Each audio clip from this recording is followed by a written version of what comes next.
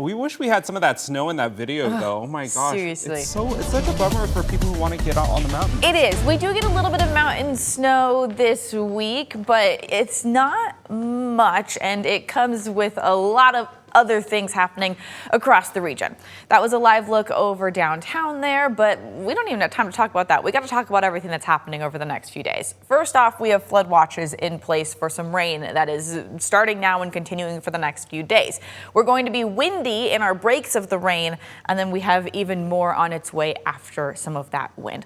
So for right now, we are already seeing some of that rain hit our region. We have a big bulk of it that is developed and is now moving its way through central Washington and making its way into eastern Washington and North Idaho.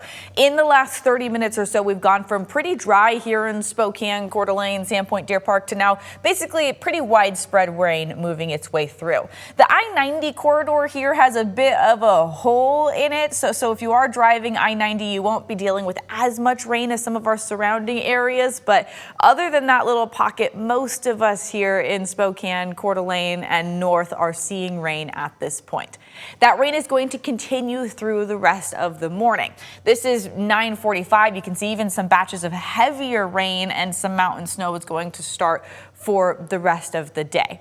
It doesn't last all day. By this afternoon and this evening, we do get a little bit of a break. In that break, we end up with some wind. We'll talk about that in a second, but first, this isn't the end of the rain. We get more rain heading in Tuesday night into Wednesday morning. I skipped Tuesday night because Wednesday morning ends up looking a little bit more intense. You can see some of the yellow and even red moving its way through our region with spots of mountain snow as well.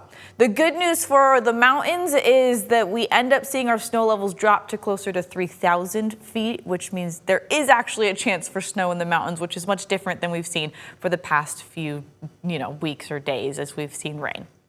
Now, because of all this rain, we're under flood watches for the same spots that we're struggling with this last week, right? We've got Okanagan County as well as North Idaho under these flood watches. So unfortunately, we do have another chance for some of that flooding to hit our area.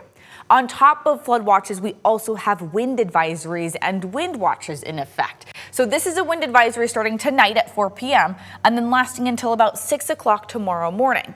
We're going to see these winds really pick up. We're going to see 45-mile-per-hour gusts tonight into tomorrow, and they pick up even stronger for Wednesday. By Wednesday, these gusts are upward of 60 to 70 miles per hour. That is enough to cause damage. So because of that, we also are under high wind watches that are even stronger for Tuesday night into Wednesday morning.